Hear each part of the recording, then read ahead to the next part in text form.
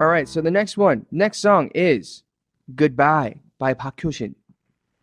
So if you guys, don't know Park Hyo Shin, it's fair because he like I guess you could consider him K-pop or not depending on what you consider the phrase K-pop. Like for me, I think of K-pop as popular Korean music, right? That's technically what it is. Popular Korean music. Now, when you think of K-pop as a genre internationally, you think of boy groups, girl groups, and a lot of dancing and choreography. So for me, I consider it K-pop. For people who are just very, into the dance heavy kind of stuff, and the groups, then maybe it's not K-pop. Maybe I actually don't care what you think it is. It's just it's amazing songs. He's an amazing artist. He is one of the most famous, legendary singers, songwriters in Korea. Not only is he a singer, but he's also a musical theater actor, and he is amazing. He sells out, I think, like every show, every time. It's just impossible to get tickets. He debuted in 1999 with his first album, Things I Cannot Do For You. And that was also the title of his first song. And I still remember watching him when I was younger, and I was like, dang, this man can sing.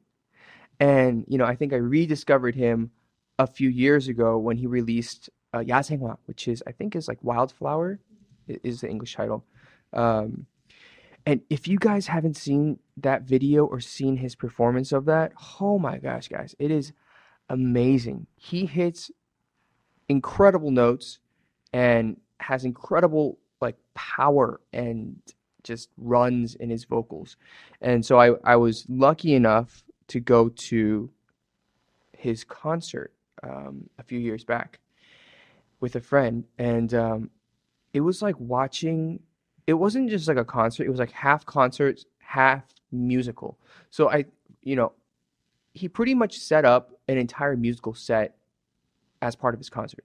So he did a bunch of songs, and then he did like a big part one of a musical, and then he went back to doing just songs with the band.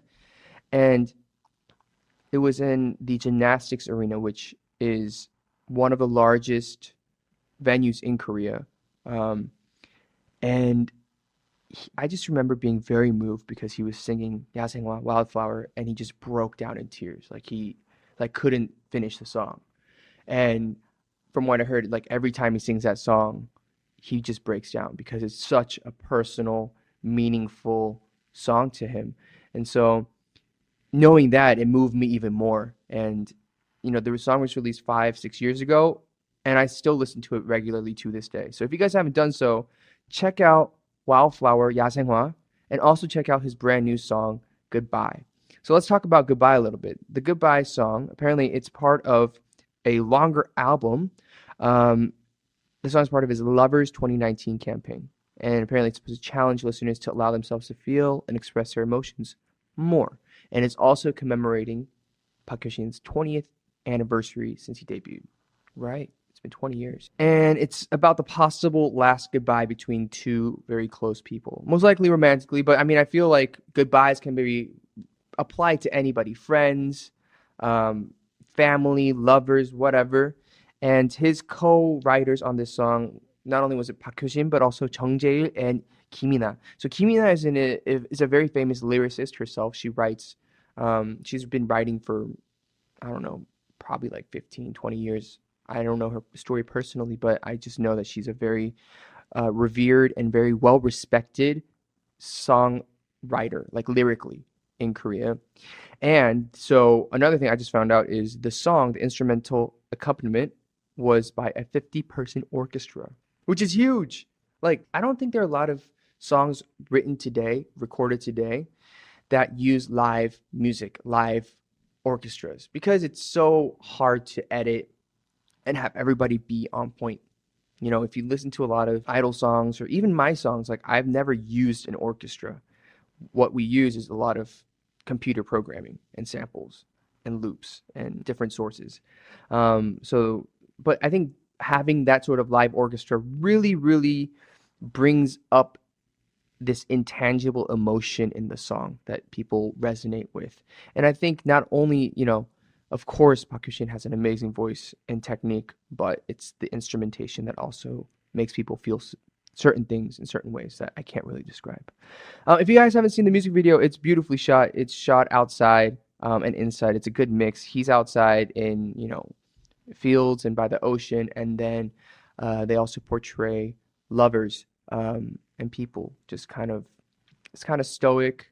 It's very beautifully shot. The colors are very nice, and I think intentionally they kind of did it so you're left wondering and thinking about what is this relationship?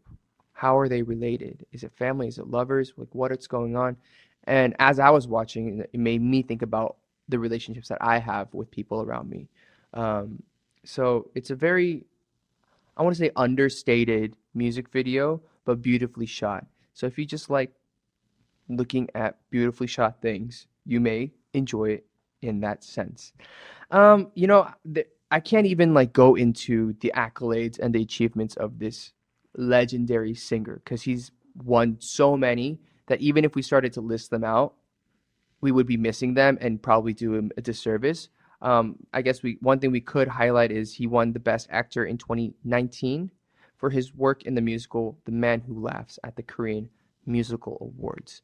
Um, I don't I don't particularly love Korean musicals.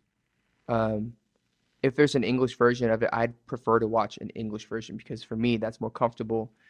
And oftentimes a lot of the remakes of Korean versions, when you're squeezing in Korean lyrics, it kind of changes the feel and the emotions of songs. But if I was able to, I would go watch him because he's such an incredible vocalist. Um, but anyways, I'm gonna stop talking. I feel like I've just praised this man for the past 10 minutes. But again, I really just want to encourage you guys. If you guys like vocals, if you guys like ballads, if you love powerful singers, this is the guy for you.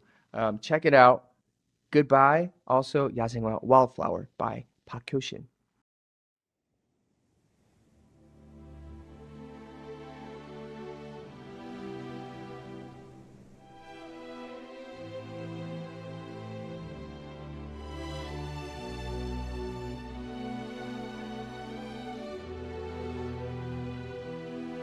어쩌면